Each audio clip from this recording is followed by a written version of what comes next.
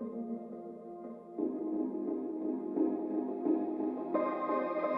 everyone, welcome back to another episode of the Recovery Playbook. This is where we get to interview amazing people who are entrepreneurs, men in recovery, and authors. Yes, I have the one and only Darren Prince. Welcome, Darren. How you doing? Thanks for having me, bud. Appreciate it. So I always like to jump into the entrepreneurial spirit. When did you know you were an entrepreneur?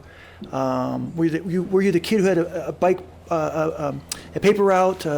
What was it? When did you know you were an entrepreneur? I started at 12 years old. If you remember the Juicy Fruit and Big Red and Wrigley's gum, I used to buy 10 packs for 99 cents. I used to sell them for $0.25 out of my locker, so I would 2.5 times my money, in between class. And so my dad always loved that about me. And then I finally came to when I was 14, Intro to Business teacher challenged the whole class to go home, create a business, and come back the next day. And I always was labeled with a severe learning disability. So I immersed myself into baseball cards when I was home at night, and I wasn't much for homework, but I became, as my dad put it, a statistical genius. I could tell you RBIs, batting average, on-base percentage for almost every player in baseball back in the mid-'80s. And I amassed a huge collection, very valuable collection, from squeezing orange juice at a supermarket. I worked the stock room at a sneaker store. I was a busboy at a diner in town, and then I had the bubblegum business. And my friends, because cards were kind of corny by the time we were teenagers, they all wanted to go on dates, live their life, and so I'd be buying boxes for $20, $30. Before I knew it, I had about $9,000 worth of cards, and my dad challenged me, and he's like, you need insurance, but like, who's going to buy these things? And I had my whole game plan at 14. I pulled out a big newspaper ad like this big. I said, Dad, 2 weeks right down the street on the highway at the Holiday Inn, for $25 I can get a table and put all this stuff out. Wow. And he had a direct mail coupon advertising at a typesetting company. So he was always big on detail. And I spent 2 weeks perfecting the most beautiful typesetted signs and the most gorgeous display cases and doing inventory and price tags. And I made over $1,000 on that Sunday afternoon at 14. And the light bulb went on that there's something really big here. Yeah, and so tell me about how that 14-year-old ran with your sports knowledge, ran with your hustle, Tell me about how you built your business that you have today. Well, so went from baseball cards. By the time I was 19, I sold the first company for $1 million with my inventory, my mailing list. There was no internet back then. And then I parlayed that into sports and celebrity memorabilia signings. I would go to shows, and we would have, back then the industry was on fire. It's even more harder today, believe it or not. But there was 50, 60,000 collectors, and Mickey Mantle will be there, and Pete Rose, and Darryl Strawberry, and I would just stare at the lines like, this is amazing. People flying from all over the country to wait in line and get somebody's autograph. And I go, who can I go after? It's the biggest name. And through a mutual old friend of mine, he introduced me to somebody named Harlan Warner, who's a big agent, big mentor, and a dear friend of mine, and he was Muhammad Ali's agent. And I went right for the greatest of all time. And we cut a deal to do a private autograph signing. I paid him $20,000 to sign 500 autographs in 1993 in a hotel room. And it was a life-changing day. Right. To be in a room with him and his attorney, his assistant, and I just think also the connection to somebody like him and having that learning disability, and wow, now I'm with the most famous man on the planet, and he was so cordial and so nice, and he loved the way me and my crew did things, and we literally sold every boxing glove and boxing trunk and photo within like 3 months. And I go, okay, there's something really big here. And from there, Harlan introduced me at the time to Lon Rosen, who's Magic Johnson's player rep at the time, his whole career, and it just spiraled. And before you know it, I had probably 8 or 10 athletes and iconic celebrities I was picking autograph signings for. And as I talk about in my book, around the 1994, I think it was, I got in some trouble. A big investigation with the FBI. There was a lot of fraud going on, and I wasn't charged with anything related to mail fraud, but in protecting one of my sources, I kind of spun the truth. I thought the guy was legit, and they got me on making a false statement to the FBI. For the first time in my life, money problems, deep in debt, borrowing money from whoever, investors that still believed in me. So now here I am at 25 years old, offering refunds to everybody to save my reputation, and Magic Johnson came to my rescue. and we were in a limousine in Atlantic City. And he said to me, you know, man, God tests great men and women. And he tested me when the HIV announcement came out, and he's testing you because you're going to become stronger, wiser, better for this. And my attorney said, you're going to make lemonades out of lemon. So I took my dad on a amazing trip to Alaska with the last $2,000 to my name. He didn't want me spending the money, old school Jewish guy. But fishing was our thing. I go, I don't care. I'll put the rest on the damn credit card. We need this.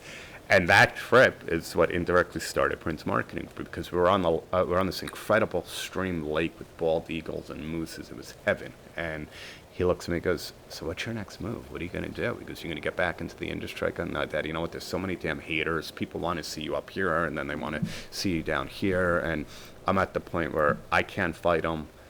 I want to be an agent, but do I really have time at 25 years old to go back to go to law school? He looks at me and goes, law school? He goes, what are you talking about? And he told me words I'll never forget that we all hear to this day. He goes, life is about who you know, not what you know. Because you guys, you can go to Muhammad Ali's house tomorrow if you wanted to in Berrien Springs. You can go up to Beverly Park to Magic's. You can go see Dennis Rodman in Orange County, or Pamela Anderson and Tommy Lee, Mulholland Drive.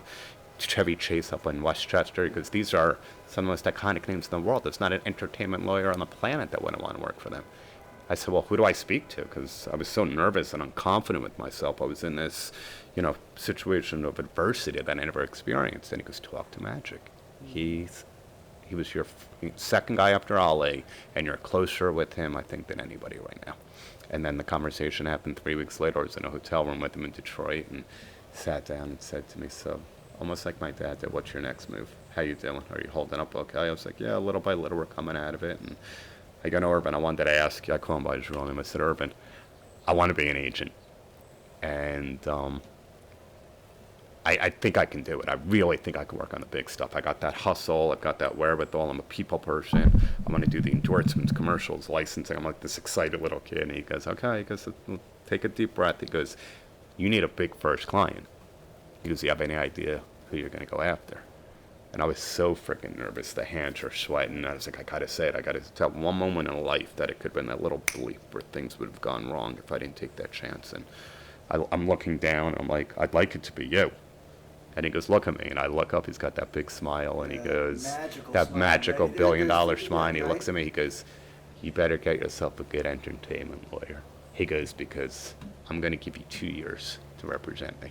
But if you don't use me and knock down every door to bring in all the celebrities you can into this agency, you're not going to make it 2 years, because I'm going to fire you. He goes, you know why? And I was like, no. He's like, because life is about not how successful I become. I'm going to be a success like they've never seen in the world of sports. He goes, it's how much I can take my success and give it to everybody else to make everybody else a success, because it's a domino effect. And here I am at 25 thinking, is he really using a word indirectly that's like taboo, like to exploit him, to take advantage of him, to use his name to knock down doors? And I called him up a week later after his office got the contract, and I said to him, hey, are you cool if I call you once in a while? I've had the opportunity to sign somebody. He goes, boy, he goes, did you not listen to me? He goes, whatever you need. He goes, I love you. You're a hardworking, honest guy. You made a mistake, and I know all about making mistakes.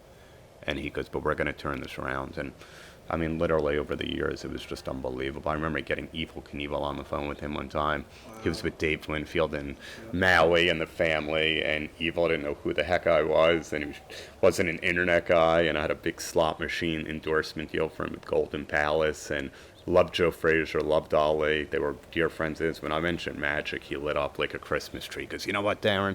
And Evel was real rough around the edges, but pretty incredible talking to Superman. I mean, that was the closest Remember the thing you wheeled up and took off? Yeah. Closest thing. We didn't have that thing. And Yeah. We just pulled it in. Yeah. And so he goes, you know what I love about Magic? He goes, just like me. He goes, I crashed and burned so many more times than I ever felt, but he goes, this son of a bitch, Darren, got up every time, and that's what life's about.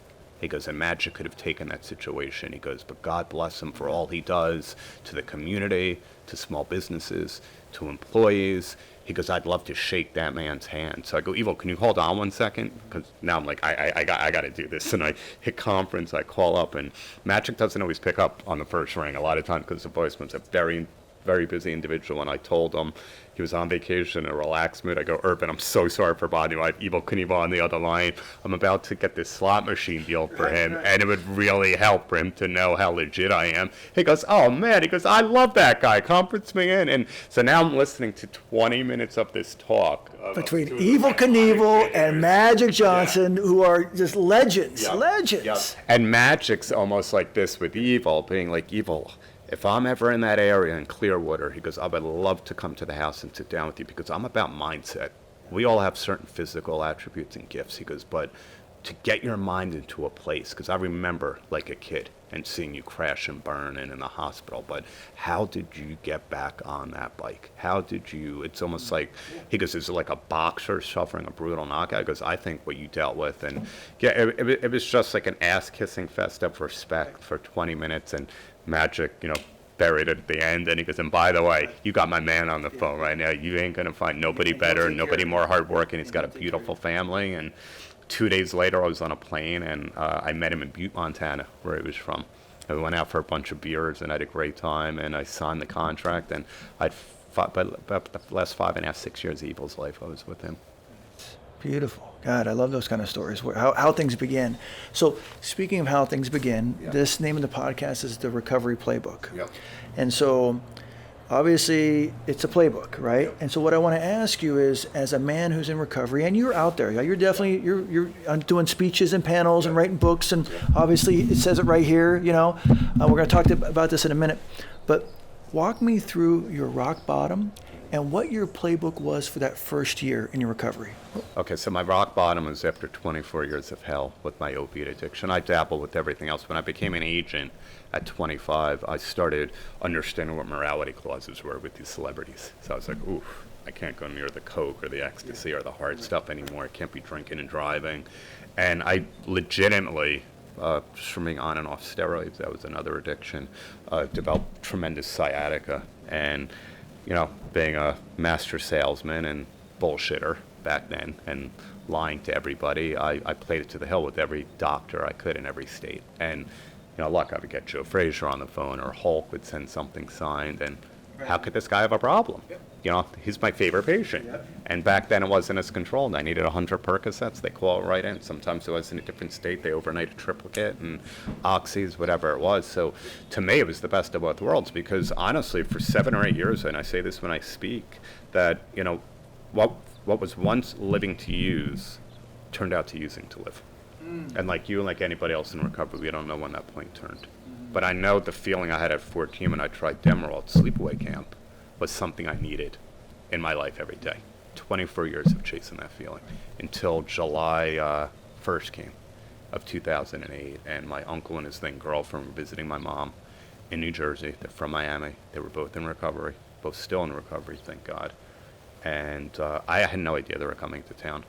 I was suicidal to like you can't even imagine, just didn't have the balls to do it. I would try to take Ambien at night, sniffing on whatever that could do while I was on Suboxone in the end. Wow. Antidepressants, a mood stabilizer, anxiety meds, because I just didn't want to feel anymore. And I had all this stuff, but I lost the sense of self. And I had this whole genius plan. I'm too important. The ego's too big. Forget rehab. I don't need that. I'm going to go to a spa for a week and do massages and facials. And we were literally setting that up the next week, my office. And they just stopped by. And it was just one of those, I guess, GMCs, I call them, God-managed coincidences, where she walked in. And I'd never met Andre before in my life. And she looked at me and she said, "Are you okay?" I said, "No, I'm not." She goes, "What's wrong, if you don't mind telling me?" I just opened up. I told her everything. And she goes, "Look at me." She goes, "Do you realize you're an addict? Your life's unmanageable?" I said, "Absolutely." She goes, "Do you realize you're powerless?" I said, 100%. She's going to ask the most important question. "Do you realize that this stuff means nothing? Because it doesn't matter if you're from Yale or Jill or Park Avenue or Park Branch, this will take you 6 feet under. If you're lucky. If you're unlucky, you're going to stay above ground and live in this hell for the rest of your life. Are you willing to do anything it takes?" I said, "I'm desperate." I said, "I'll do whatever it is. I can't live this way anymore. I'm living a triple life. People have no idea, what I'm doing just to function at this point." And she put me on a 36-hour detox that I wouldn't recommend. I would have came to a place like this. And I That 36 hour was a Sunday night, July 2nd, 2008. I came back from the gym. I was living with my then wife, I'm divorced now, in a building called the Caroline in Chelsea, in New York City, shaking, trembling. I pick up the phone. I'm like, I can't freaking do this anymore. I'm calling the freaking damn doctor. I said, I'm crawling out of my skin. You know the feeling. It's just, it's hell. And they both started yelling at me, this is the damn disease. You got to be accountable for the first time in life. You got to check your huge goddamn ego at a door and go to a 12-step meeting, put your hand up and tell these people you're sick and suffering. I said, there's no friggin' way. I said, I've been there. I don't understand those people. They're not me. And I hung up the phone. I ran into the bathroom, hysterical, locked the door, and my wife's banging on the door. I'm going through the medicine cabinet, shaking, grabbing all the bottles, and miraculously, I found 4 extra strength Vicodins in one of the bottles. So it was just like, I saw like a rainbow in the bathroom. This is freaking incredible. It's exactly what I need. She's banging on the door, screaming like a scene out of a movie, baby, baby, please don't do it, please don't do it. And something happened because it was that relief that went to the white light. Because I fell on my knees and it wasn't me anymore. And hysterically crying and screaming, God, I cannot do this anymore. I need your help. And again, it wasn't even me when I stood up, but I remember it was like such a magical sensation, a euphoria, where I went like that, and I flushed them. And I walk out of the bathroom as I heard a voice, I've got you when you're ready, and my shoulder was burning, it was on fire. I go right to a computer, looked up 12-step meeting, AA, and I found one in the city, the upper 80s. There was no Uber. I walked downstairs. She came with me. And it was a beautiful summer night. And I look up at the sky and I said, oh my God, what just happened? For the first time in 24 years, I wanted to stay sober a little more than I wanted to get high. And when I walked into that church basement, 150, 200 addicts and alcoholics, and I heard the leader say, is anybody newer coming back or suffering? Yeah. That moment wasn't me. Every time I talk about it, it gets me emotional because it went up like this. And the words came out of my mouth. Yeah. I said, I'm sick, I'm suffering, guys. I have an amazing life out there, and I want to kill myself. I have 36 hours clean. And to just see 12 to 15 spiritual brothers and sisters come over to me and give me hugs and say, you're in the right place. You don't need to go back to that life again. Stick with the winners. Take the cotton out of yours, put it in your mouth. These are great old-timer slogans that you're getting on day one. Yep, you know nothing. Yeah. Okay, just stick with the winners. It's easier to stay here than it is to come back here.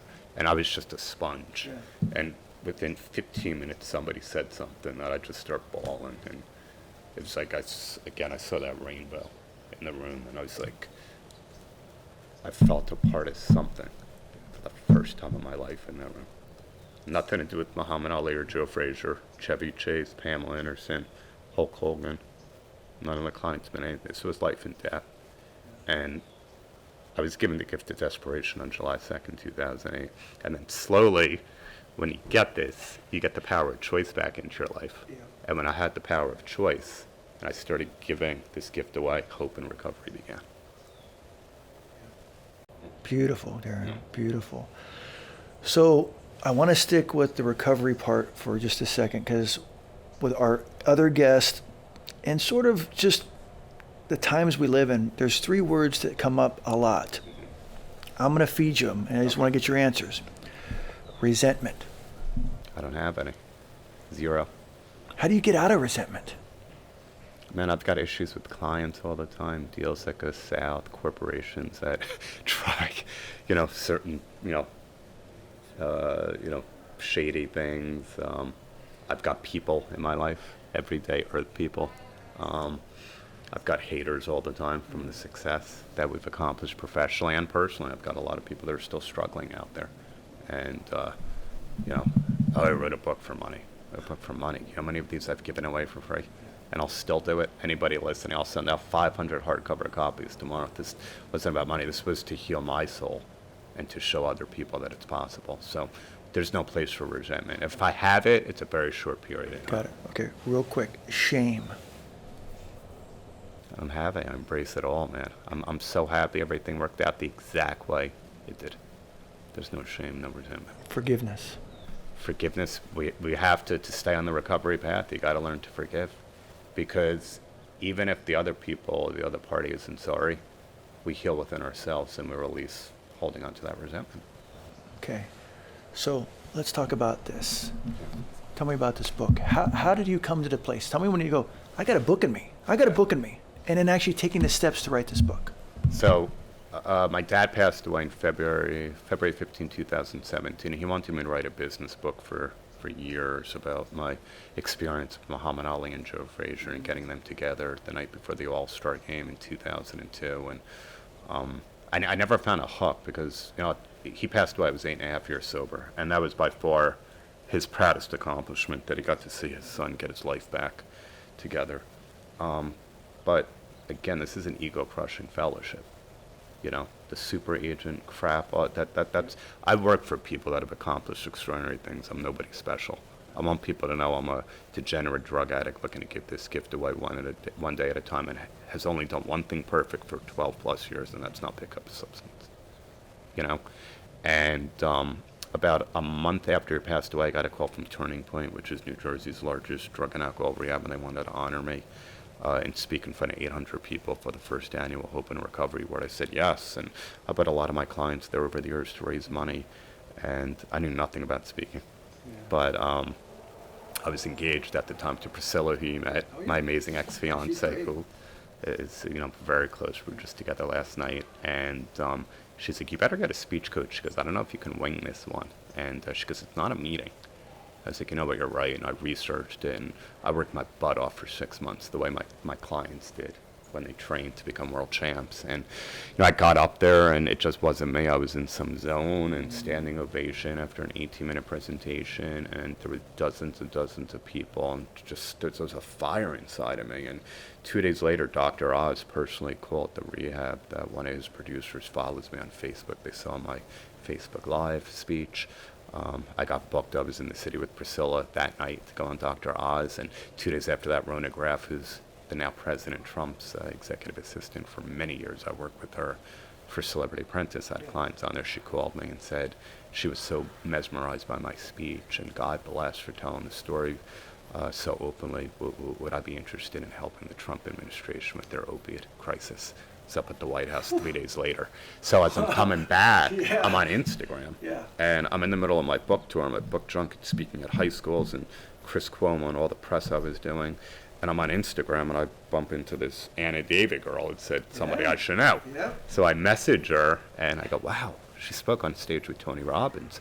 Oh my God, she's got 16 years sober. So I messaged her. I said, hey, I'm going to be in LA next week on a stopover to Sydney, because Priscilla and I were going for the holidays, and why don't we meet up? This is what I do. Here's a link to my website, and here's some background on me. And she goes, it sounds great. I show up, and she had Ryan Hampton there. And we laugh about it to this day. She thought I was trying to pick her up. So she's like, I go, I kind of think I did mention I was going to Australia with my fiance on a stopover. She goes, but what does that mean? So we meet up, and they tested me on a couple things, which was kind of funny. To see my legitimacy, and I made them happen literally while I was there, and they knew I was legit. And she said to me, I have a publishing company.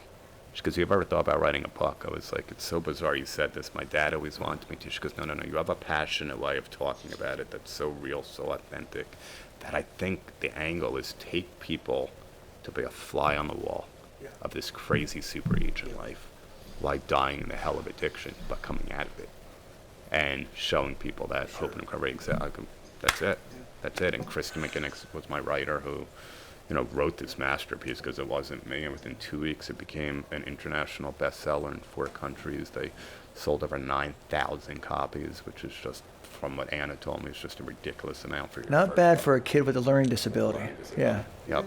And it feels like to this day it just came out.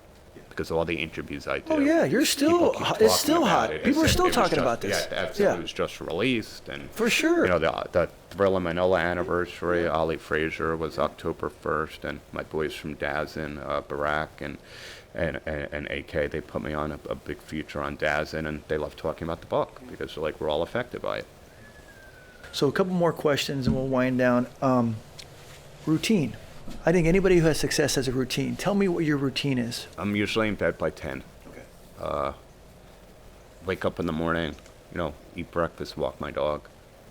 Now because there's no gyms, I moved into a new building in Brentwood. I have 2 huge balconies. I love it. So I've got all my gym equipment. I get a nice 30 to 45 minute workout. And I'm ready to go by 8:30, 9 o'clock. And it's just nonstop. I mean, all day we were able to, through this pandemic, we actually created a new division called Prince Digital Group. And we specialize now in all online campaigns, digital marketing, social media, Zoom events. Magic just launched one with Amazon a week and a half ago for small business. Carmen shooting campaign. I told you Carmen Electra was there 2 hours ago. It's amazing because all that routine is what's allowed me to evolve and what's allowed me to really create the best version of myself through the pandemic. And Zoom events are super important. I mean, it's not meetings. When I go to Florida, which I'll be next week, I'll be able to hit some live meetings. But that connection, like one of my favorite spiritual brothers, Brandon Novak, always says the opposite of addiction is connection. So I think that connection is so key to staying to that routine. So here at Startup Recovery, we have a title called Sober Mentors. Yeah. We've called you up and said, hey, will you come in Thursday? And you've done it twice with us, once in person and once via Zoom. And what we like about our Sober Mentors, they have long-term sobriety and long-term success. But part of it is legacy. What is legacy? I mean, legacy, I think, is what you give to the world, what you give to friends, family, loved ones, your imprint that you leave when you're gone.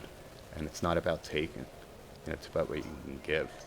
And I remember being on Magic's plane coming back last December from a speaking engagement, and he was so proud. It was a big, big corporation. It was actually Oracle, 7,000 people. So I'm walking in the back with him, and a producer comes over to take a picture with him and sees me. And it honestly happened this way. It happened once with Dennis Rodman, too. Some guy goes, "Are you Darren Prince?"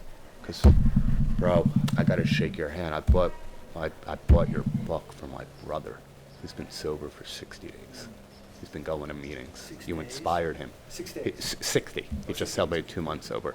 And Magic was right there like a proud big brother. And he goes, "That's why you're being rewarded." He goes, "This came from here. And this came from here." And he goes, "And this is your legacy. Remember that." And Darren, what I have noticed, and we've only known each other for a short time, and I think we both are wired this way, the ripple effect. Yeah. Whatever you put out, you get back. Yeah. And I've seen. We don't do it for that. No. It's just the reps. The reps. Yeah. We don't say no. We say yes. We put our hands up. We share our pain. Yeah. We share our joy. Yeah. And we put the ripple effect, and it comes back, and we end up being a program of attraction. Yeah. And that's what your book is. That's what you are. So I just want to wind down the interview with some quick questions, right? This is like firing. So Your favorite AA slogan? Try to understand instead of being understood in the 11th step. Your least favorite slogan? Don't drink and go to a meeting. What turns you off in recovery? It's off in recovery. People that go over the 3-minute mark in meetings. Okay. Because as my sponsor taught me, that's ego. Okay. Your favorite step? Favorite step? I think I've grown to really like the 10th step because I'm not perfect. And I like the fact that my ego is not big enough to make amends. It's the one I have most difficult with. I have most difficult time with 10th step because I run out of time in a day. Yeah. And it's something I really need to work on. It's my Achilles in terms of the 12 steps. We all still have our So what profession would you like to try? profession that I'd like to try. Interesting one. I've been asked this before too. There was a couple of them. At one point I wanted to open up a restaurant, but I think that's too much hard work. I love this. I mean, what you guys do, if I could be more involved. I work with Banning Treatment Centers and Joe Tuttle. They're amazing. And Dr. Abe Malkin from Elite Home Detox. We've been helping a lot of people. But I would, at some point, I'm like, if I ever got out of the agency business, like, why not just jump into something I'm so passionate about? Look, if I lost everything tomorrow, man, I know I'd be good because I found one thing, me. Amazing. 2 more questions. What profession would you not want to try? Would I not want to try? That's a good one. I can't dance, so I don't think anything in the arts would be good for me. I can't really play an instrument, so maybe that, I would say. Okay, good. Last question. I steal this from James Lipton in the Actors Studio. if heaven exists Yeah. and you get to the pearly gates, what is God going to say to Darren Prince? I gave you the gift because you asked for my help, and you gave it away to others. Boom. Boom. And you have. You really have. It's great to watch, Darren. Yeah. You're a magical man out there. I say it's the greatest thing I've done for myself for the longest amount of time. And Chris Adler and I were speaking a couple months ago, and I said I saw one of his speeches where he goes, I found my soul on this journey. I found my purpose in life. Yeah. So Picasso has a quote, find your purpose and your gift is to give it away. So that's another episode of the Recovery Playbook. Darren Prince, my man, a prince of a man, by the way. He's an author, he's an entrepreneur, and he also is a man in recovery. And I'm so blessed to have him as our guest, and we'll see you next time. Thanks. Good one. Good one. Thank you. Yeah. Anytime.